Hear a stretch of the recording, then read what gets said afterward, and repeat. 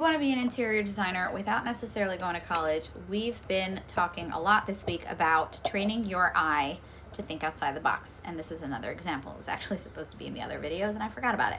I give you the bathtub. Great example. Granted, this may be more on the expensive end, but not always, not necessarily. Sometimes it's worth it. And this is where you want to focus a budget. Really depends.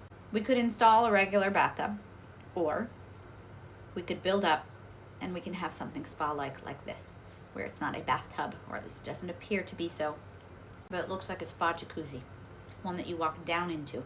That's what I want in my house. I showed you this one with just the shower. That's a very similar principle. I talk about a lot. It's not about designing pretty spaces. It's about creating an energy. If somebody wants a home, if your objective is to build a space that promotes healing, tranquility, connecting with nature, you can do that all within the interiors, within basic spaces. I also happen to be a big believer in bathrooms being the rooms of the soul.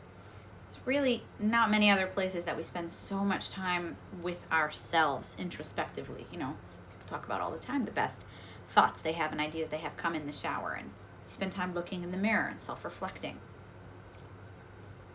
Having a bathroom that is tranquil and not just a generic, stereotypical bathroom sometimes boils down to just thinking outside the box, not necessarily spending so much money. And a good example of that is you don't need to fill a wall with tiles. Maybe the expense is in the slab. Think outside the box. Bringing it back to this one again. If you saw this video, these series already, you've seen these hooks in a couple of my videos. The reason I'm bringing it in is because it is so important for you to recognize that it boils down to the details, the small things.